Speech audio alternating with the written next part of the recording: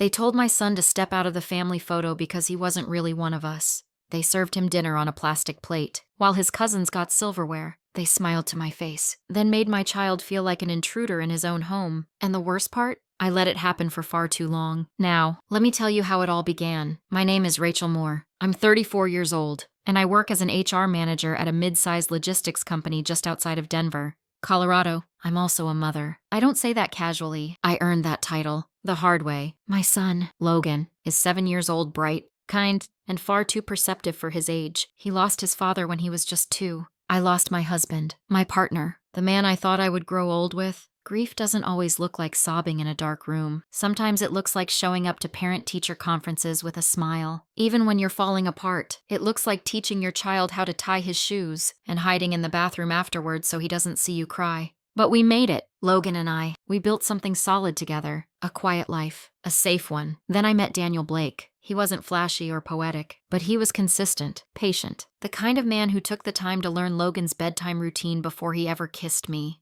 When we got married 2 years ago, I genuinely believed we were stepping into a bigger, warmer family. Daniel's parents, Walter and Janice Blake, had been polite, even welcoming during our engagement. But politeness has a way of hiding its teeth. At first, I chalked it up to generational differences. Janice didn't refer to Logan as her grandson, just the boy. Walter rarely spoke to him at all. During family dinners, Logan's place at the table always seemed temporary. A folding chair, a plastic cup. Once, I noticed everyone else had cloth napkins. Logan had a paper towel. Subtle things. Things you can ignore if you try hard enough. Daniel, bless him, didn't notice. Or maybe he didn't want to. They're trying, he'd say. It's just new for them. And I wanted to believe that I really did. Because the alternative that they simply didn't see my son as worthy of belonging was too painful to accept. It wasn't until Logan asked me, after one Sunday lunch at their house, "Mom, am I allowed to be in family pictures too?"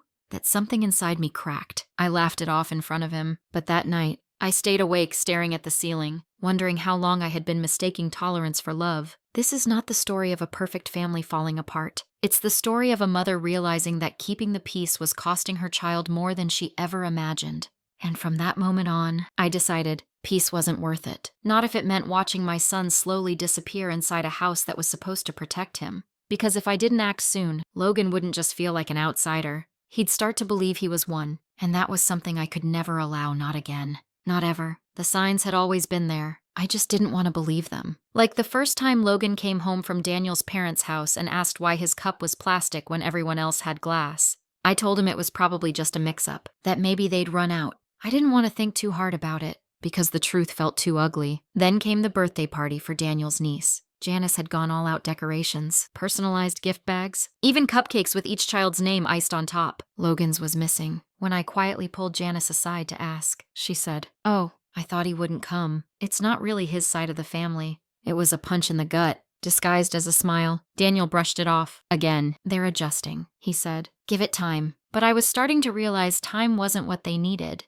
They needed conviction and they didn't have it. I began to notice the way Walter never spoke directly to Logan. He'd ask Daniel, "Is the boy ready? Or is he coming with us?" Never a Logan. "Would you like to come?" Just a third-person shadow treatment like Logan wasn't quite present. Or welcome. There was also the seating chart incident. Thanksgiving dinner. Janice had printed place cards' elegant script, gold-trimmed. Logan's name wasn't there. When I asked, she handed me a folded napkin and said, "He can sit wherever." He ended up squeezed at the corner of the kids' table with a plastic fork and no one talking to him. That night, Logan asked me if we'd brought our own family plates. When I asked why, he shrugged and said, "Because ours were different." I wanted to scream. Instead, I smiled and said I'd get him extra pie. The moment that really started unraveling me, though, was something so small it might have gone unnoticed by anyone else. Daniel and I had printed family photos for a scrapbook project Logan had at school. One of them was from a family barbecue at the Blake's house. Logan was missing from the group shot. I remembered that moment vividly. Logan had been standing right beside Daniel's nephew when we lined up for the picture. But in the printed photo, he was gone. I asked Janice about it. She blinked, sipped her tea, and said, "Oh, that must have been one of the shots where he stepped out. Only he hadn't." I remembered. Daniel remembered. Logan had stood quietly, smiling like he belonged. When I showed the picture to Logan, his face didn't change much. Just a flicker like something inside him had quietly confirmed a suspicion he was too young to name. "I guess I didn't fit," he said. That night, I didn't sleep. I kept replaying all the moments I had dismissed, minimized, softened for Daniel's sake or maybe for mine, and I realized something painful. This wasn't a series of oversights. It was a pattern, a deliberate erasure of my son from the story they were trying to tell. And the longer I let it go unchallenged, the more that story would become reality. I wasn't just protecting Logan's feelings anymore. I was fighting for his place in the world, starting with the one we called family. The breaking point came one weekend when I had to fly out for a last-minute HR conference in Chicago. Daniel had a work commitment out of town too, a 3-day field assessment on a site with no family accommodations. We discussed our options. A babysitter felt too cold for Logan. My sister was out of state, and Daniel's parents, unfortunately, were the most convenient choice. They had offered before, insisted. Even said they'd be happy to take Logan for a few days. We'll treat him like one of our own, Janice had said with a thin smile. I should have known better. Logan didn't complain when I told him the plan. He nodded slowly and said, "Okay, Mom," in that quiet voice that always makes me want to hold him tighter. I packed his overnight bag, included his sketchbook, his stuffed dinosaur, and enough snacks to cover a long weekend. I left Friday morning and tried to focus on my meetings. I called the first night. Janice answered and said, "Everything's fine." Logan didn't come to the phone. "He's in bed early, tired from school," she explained. Saturday evening, I got a single text from Daniel. "Mom says Logan's doing great, but something felt off." I couldn't sleep. I came back a day early. On Sunday afternoon, I didn't text ahead. I just drove straight from the airport to the Blakes' house, my chest tight the whole way. When I walked in, the house was quiet, too quiet. Then I heard the sound faint, repetitive, a scrubbing noise. I followed it to the back patio, and there he was, Logan, kneeling on the cement, scrubbing the tiles with a stiff brush. His small hands were raw and pink. His knees were dusty. His shirt smeared. A bucket of soapy water sat beside him, cold and gray. My heart stopped. "Logan," I said. He startled and looked up. His eyes widened, then dropped. "I'm sorry." "Mom," he said immediately. "I spilled lemonade. Grandma said I had to clean it. I didn't mean to waste anything." "Where is she?" I asked, barely holding my voice steady. "Inside, watching TV." I walked past him into the kitchen. Janice and Walter were seated comfortably, the television humming, a bowl of chips between them. They looked up in surprise. "You're back early," Janice said. "Everything all right?" I didn't answer. I just stared. "You left a mess outside," I said slowly. "A 7-year-old is out there on his knees because he spilled lemonade." Walter shrugged. "He should learn consequences." I turned to Janice. "Would you have made Ethan do that?" She flinched. That was all the answer I needed. I walked back outside and gently pulled Logan to his feet. He didn't protest. He didn't ask questions. He just clung to me, like he had been waiting for the rescue he wasn't sure would come. "In the car," he whispered. "Please don't make me go back there." I squeezed his hand. "You won't." We drove home in silence. That night, Logan fell asleep curled beside me on the couch. I watched him breathe, watched his fingers twitch in sleep, and thought about how I had left him with people who saw him as disposable. And I realized something. It wasn't that they didn't love him. It's that they didn't even try, and I had let them. That was the last night I would ever make that mistake. I didn't confront them right away. Not because I was unsure, but because I needed to see how deep the rot went. Daniel got home late Sunday night. I told him everything. His face paled, but his words stumbled. "I'm sure Mom didn't mean it that way." She made our son scrub a patio in silence while she watched TV. I said, "Tell me what part of that is easy to misunderstand." He rubbed his temples. "They just don't know how to connect with him. It's not ideal, but, he didn't finish the sentence. I didn't argue further, not that night. Instead, I opened a new folder on my computer titled, "For Logan." In it, I started logging everything, the things I had dismissed before, the things I couldn't forget now, photos, dates, quotes. I wasn't preparing for a war. I was building a record, a history of harm written in small, insidious gestures. Over the next few weeks, I became more observant. I watched how Janice sent out birthday invitations to Daniel's cousins but left Logan off the email chain. I noted how Walter always addressed Ethan, their real grandson, with warmth and jokes, while Logan got silent nods or the occasional cold correction. At one family brunch, I caught Janice pulling Daniel aside. I was close enough to hear her whisper, "Rachel needs to stop expecting everyone to treat that boy like he's blood. It's making people uncomfortable." That boy, not Logan, not your grandson, just that boy. Daniel didn't push back. He looked exhausted, trapped. That night, I asked him plainly, "Do you believe Logan is your son?" His eyes welled up. "Of course I do." "Then act like it." I wasn't angry when I said it. I was empty, past fury, past hurt. Just a quiet clarity that had taken too long to find. That week, I scheduled a meeting with a child therapist. I wanted a professional evaluation not just for Logan, but for me. I needed to know if I was projecting my own pain onto situations. I needed the truth. The sessions were gentle at first. Logan didn't say much, but his drawings spoke volumes. Pictures of families with one member off to the side, stick figures with sad faces behind glass. In one session, he drew himself standing in the rain while the others had umbrellas. When the therapist asked why, Logan simply said, "They didn't have one for me." That night, I cried in the shower until my throat burned. This wasn't my imagination. This was neglect by 1,000 paper cuts, and I'd let too many slide. From that point on, I stopped making excuses. I stopped asking Logan to be patient or give them time. Instead, I told him, "You belong. Full stop." And then I started acting like it. No more invitations accepted out of politeness. No more dropped hints. I began setting boundaries not loudly, not cruelly, but with intention. If someone didn't want to include my son, then they didn't get access to me either. Not anymore, because love doesn't look like silence. Love looks like showing up, again and again, even when it's inconvenient. And if Daniel's family couldn't love Logan loudly like he deserved, then they weren't going to have quiet access to his life anymore. I was done trading my child's dignity for anyone's comfort. There's a quiet, crushing kind of moment when suspicion becomes certainty. And once you see the truth that clearly, you can't unsee it. For me, it came 2 weeks after Logan started therapy. We were sitting in the car after school, idling in the pickup lane. He was humming quietly, flipping through a book, when he said, almost absent-mindedly, "Did you know Grandma told me not to use the last name Blake at school?" I turned to him. "She said what?" He shrugged. "She said it might confuse people, since I don't really belong to that name." I gripped the steering wheel so tightly I felt my knuckles ache. That wasn't a misunderstanding. That was calculated. That was erasure planted carefully in a child's mind like a weed that spreads if left alone. That night, I checked Logan's class directory. His name was listed as Logan Moore, not Logan Blake, the legal name we'd given him after the wedding and Daniel's official guardianship. I hadn't authorized that change. Neither had Daniel. The school secretary confirmed it had been updated by a relative with prior emergency contact clearance, Janice. Daniel was stunned when I told him, not angry, just quiet. Still, he didn't offer a defense. Not this time. And then came the final confirmation. Logan's therapist, Dr. Patel, scheduled a check-in with me alone. She was gentle, but direct. "Rachel," she said, "I don't want to alarm you, but Logan's drawings are consistently centering around themes of exclusion, abandonment, and social rejection. He sees himself as an outsider, not just at school or in peer groups, but in his own family." I nodded slowly, already feeling the heat rise behind my eyes. She continued, "He talks about the invisible line at Grandma's house, how Ethan gets to sit at the big table, but Logan doesn't. How his gifts are different.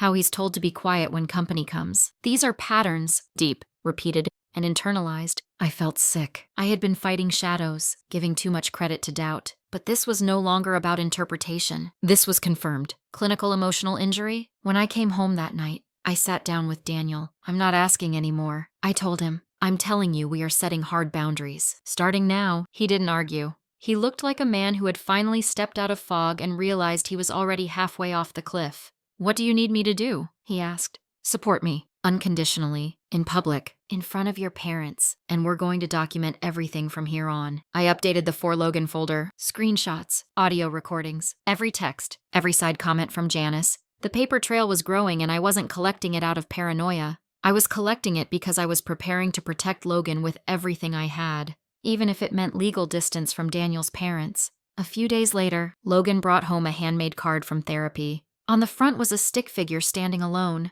with the words, "I am enough." Inside, he'd written, "I don't want to be someone's maybe. I want to be someone's always." I pinned it to the fridge, and that night, I realized something profound. I wasn't just confronting a toxic dynamic. I was undoing a quiet campaign to convince my son that he was a guest in his own family. No more. This wasn't a war. It was a rescue, and I wasn't leaving without him. The next morning, I woke up earlier than usual and sat at the kitchen table in the quiet.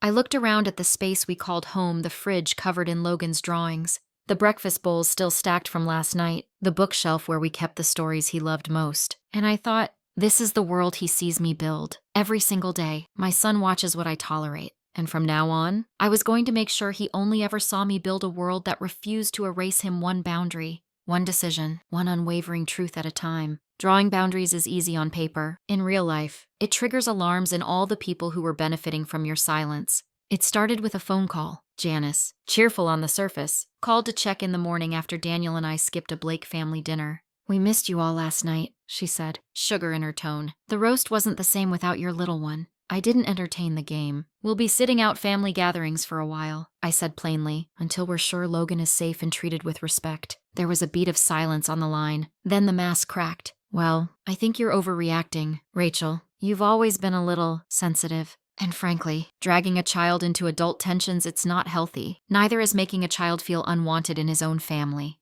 I said, then hung up. That was the first ripple. The second came through Daniel's aunt, a text full of veiled concern. Family's all we've got, sweetheart.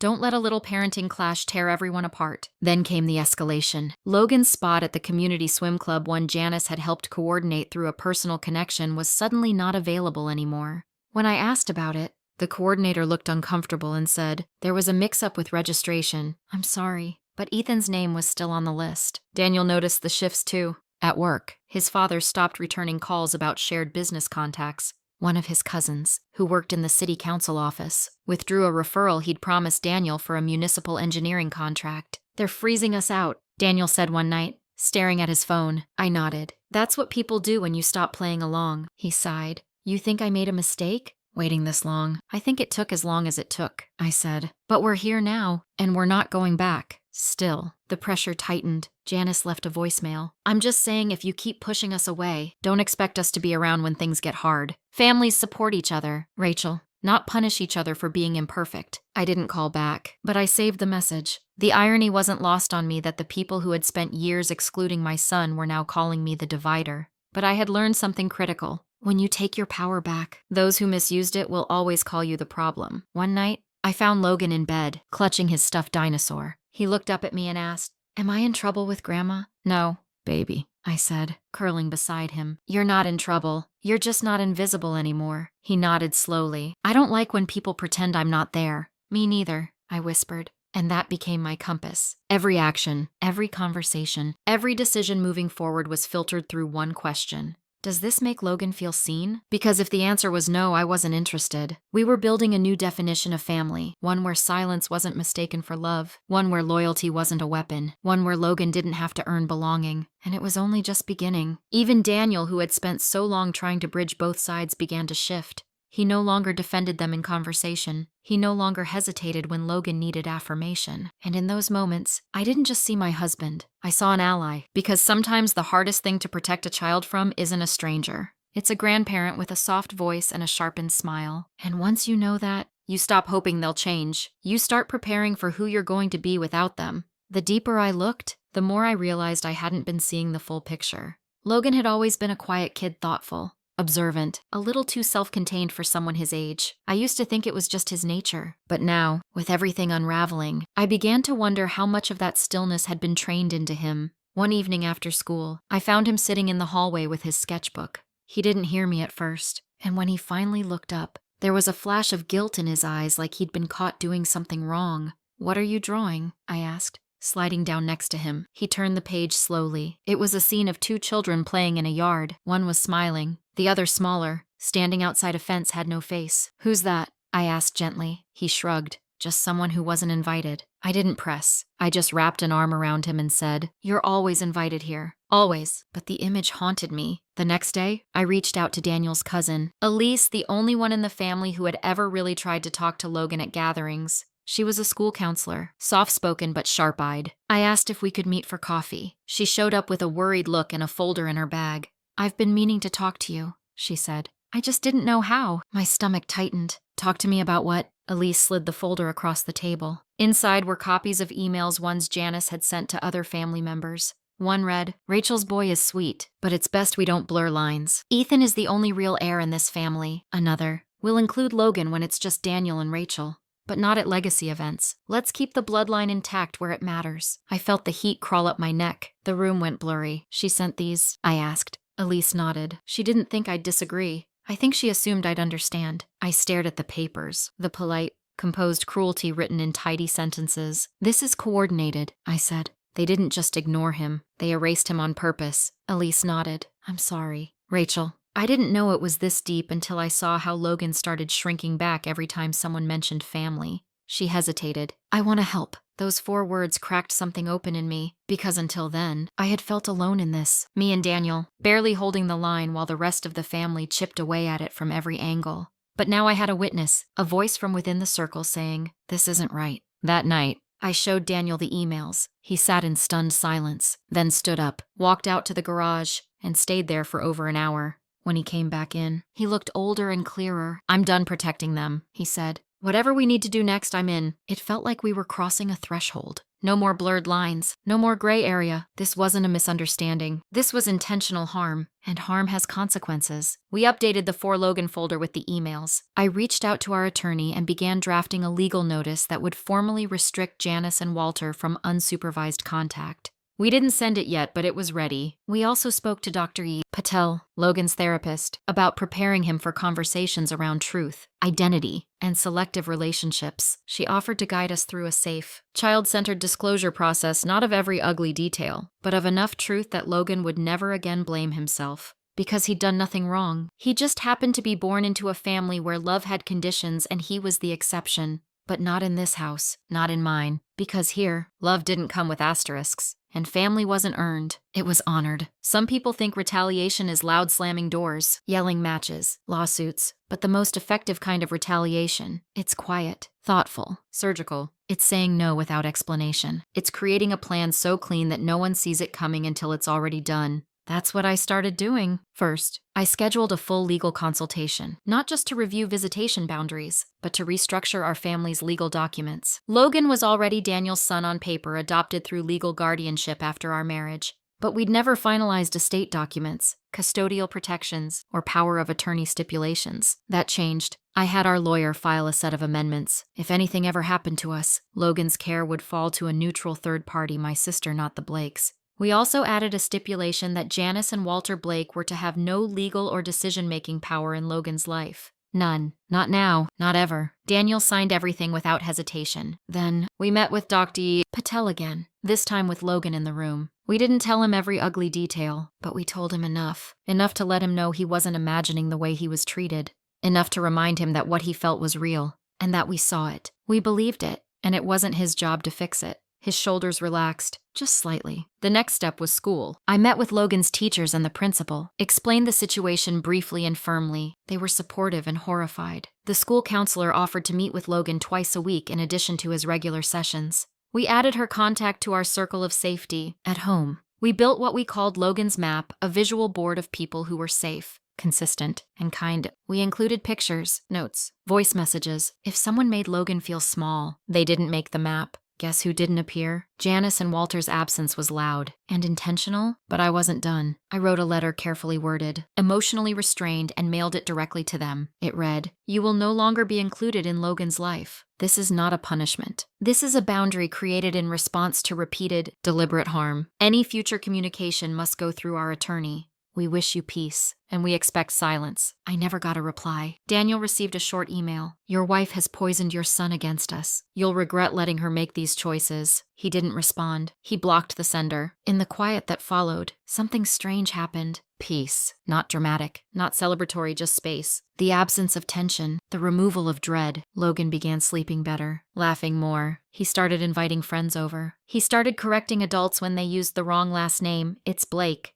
"Actually," he'd say, with quiet confidence. Daniel and I started having conversations about what kind of family we wanted to build. Not just the one we were trying to survive. We created new rituals. Pizza every Friday night. A gratitude jar by the dinner table. Journaling on Sundays. None of it fancy. All of it real. And every week, the For Logan folder grew not with evidence of pain, but with proof of protection. Copies of his artwork. Notes from teachers. Audio clips of bedtime stories. A new archive. Written not in defense, but in love. We weren't reacting anymore. We were rewriting the rules. And the first rule, no one gets to make my son feel unwanted, not even his own blood. The final blow wasn't a scream. It was a quiet, deliberate undoing. It began with a story. I posted on a parenting forum anonymously. No names, no locations, just the story of a boy who was being excluded by the very people who were supposed to protect him. I detailed the emotional erasure, the subtle cruelty disguised as tradition, the way love was withheld like a prize to be earned.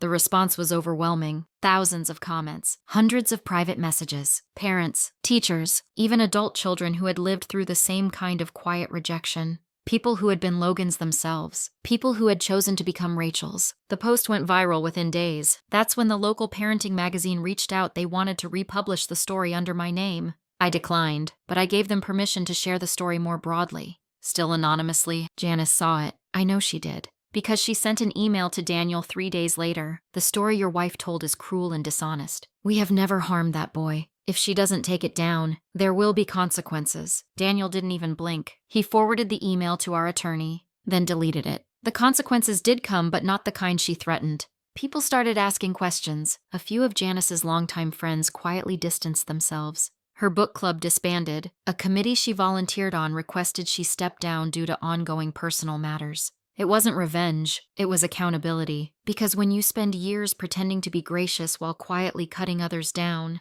eventually someone holds up a mirror. And sometimes that mirror is your daughter-in-law with a folder labeled for Logan. Meanwhile, Logan blossomed. He was sleeping through the night, eating better, more talkative. His therapist noted a visible shift, his posture straighter, his eye contact stronger. He laughed more. He came home from school one day and said, "Mom, guess what? I told my teacher that I'm not just Daniel's stepson. I'm his real son." I hugged him so tightly he squeaked. That weekend, Daniel and I made one more decision. We updated our will. We added a clause that Logan was to inherit our home, our assets, our names without contest. Anyone who attempted to challenge that clause would be legally removed from the will altogether. No loopholes, no what-ifs, just a clear, final declaration. Logan is ours, and if anyone tried to say otherwise, the law would say they were no one. The final act came with a knock on the door. Not from Janice, not from Walter, from Ethan. Daniel's nephew, 14, shy, clearly nervous. "Can I talk to Logan?" he asked. I let them go into the backyard. After an hour, Logan came back inside with a soft smile. Ethan said sorry. "Did you believe him?" I asked.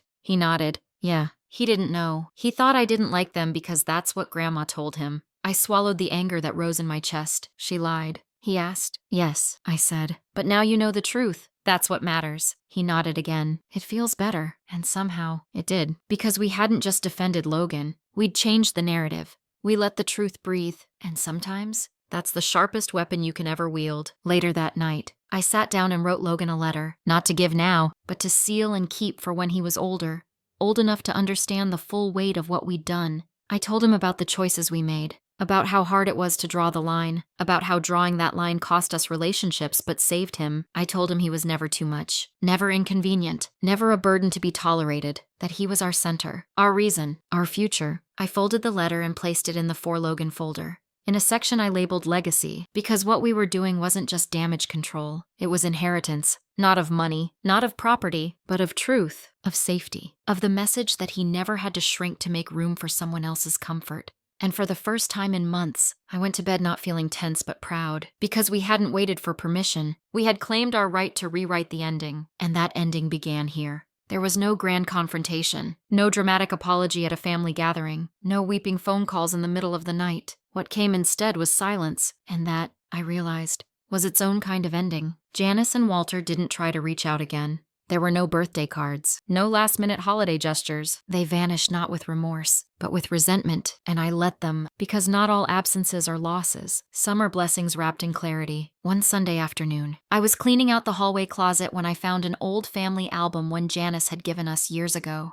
It was filled with pictures of Daniel as a child, his siblings, holidays, baby showers, page after page of smiles frozen in time. Logan was nowhere in it. I set the album aside. Then I walked into Logan's room, where he was sprawled on the floor building a Lego spaceship. "Hey," I said, "want to make our own album?" He looked up, eyes bright. "With just us." "With us," I said, "and everyone who loves you, right?" That afternoon, we printed photos, silly ones, serious ones, some blurry, all real. We filled a blank scrapbook with drawings, captions, little notes. Daniel added a page too, one that just read, "You made me a father. I'll spend my life earning that." When we were done, Logan flipped through the pages and smiled. "This is better," he said. And it was weeks later. Dr. Patel remarked on the difference. Logan was opening up more, asking questions, advocating for himself, rebuilding not just trust but identity. She said, "Whatever you're doing, it's working." But it wasn't just what we were doing, it was what we'd stopped accepting. The turning point hadn't been rage. It had been refusal. Refusal to let politeness override protection. Refusal to explain ourselves to people committed to misunderstanding.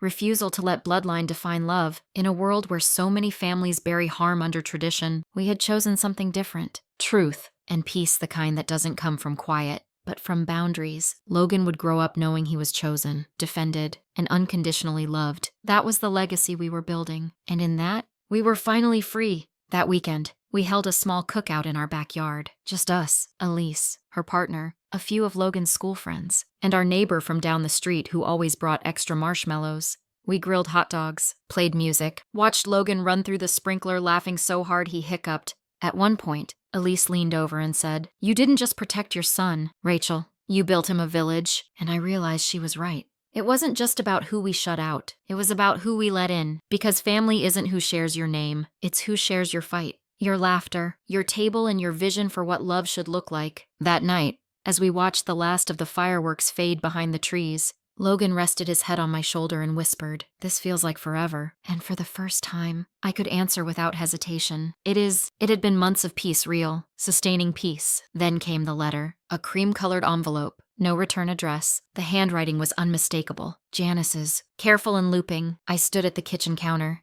holding it between my fingers like it might burn. Daniel came up behind me. "You don't have to open it." But I did. Inside was a single page. No apology, no explanation, just a line. "We'd like to meet, just to talk. We're ready to listen. Signed, Mom and Dad." I handed it to Daniel, who read it twice. His jaw tightened, but he didn't say a word. "What do you think?" I asked. He shook his head. "I think it's too late." But something about the note stuck with me. Not because I believed they had changed, I didn't, but because I knew Logan would ask one day, and I wanted to have an answer ready that wouldn't taste like bitterness. So we discussed it. With Dr. Patel, with Elise, with Logan gently, and in the end, I responded. I wrote, "We will not meet. Logan is thriving. He has been through enough. If you want to repair anything, start by acknowledging what you did in writing, directly to him. No justifications, no conditions, just truth." A week passed. Then 2, no reply. And that, somehow, was more powerful than any confrontation, because it told me everything I needed to know.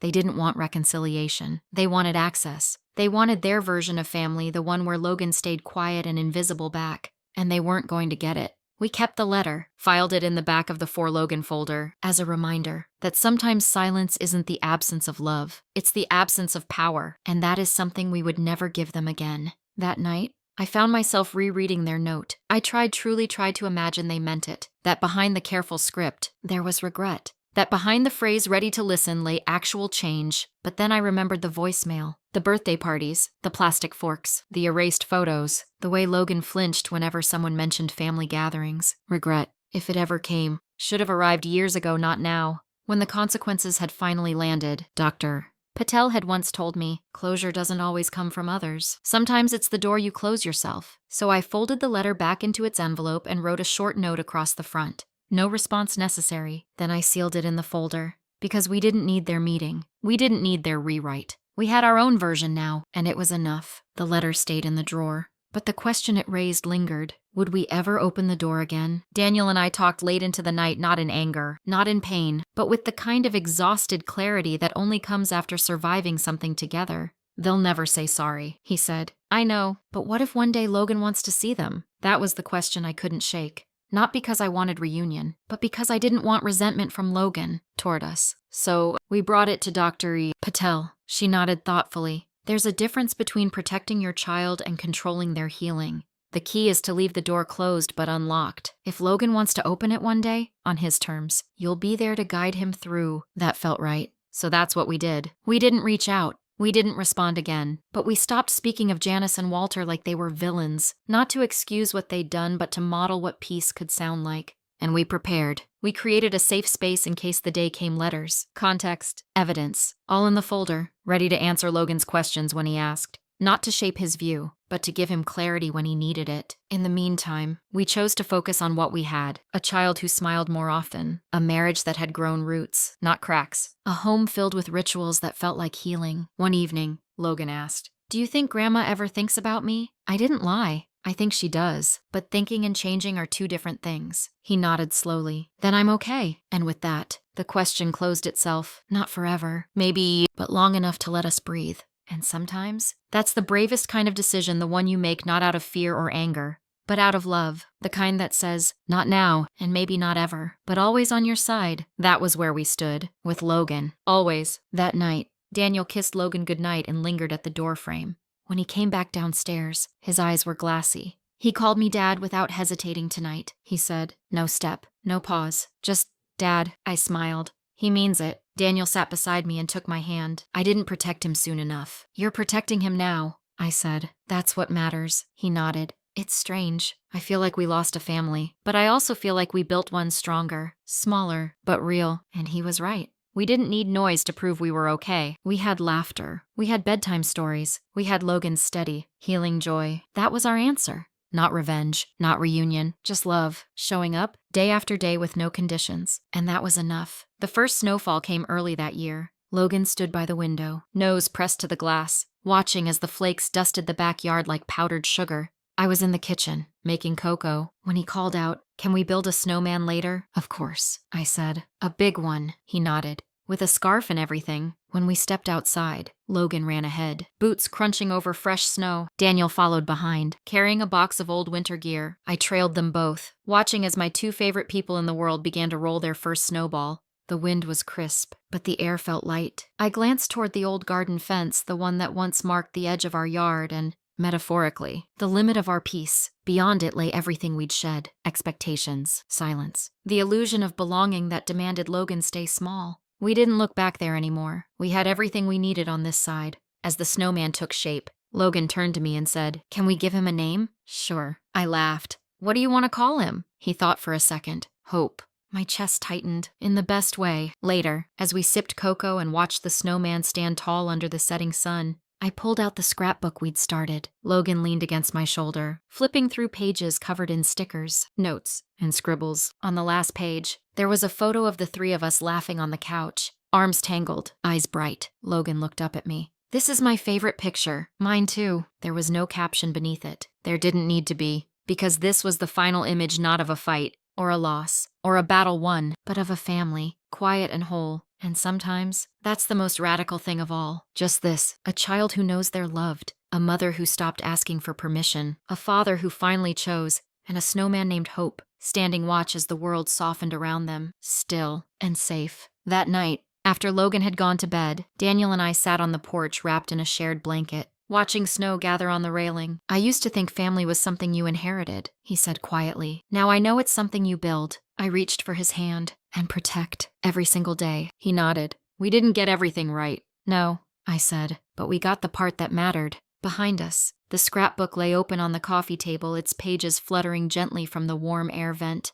Like the story inside was still breathing. Maybe it was, because this wasn't just an ending. It was a beginning honest, imperfect, and entirely ours.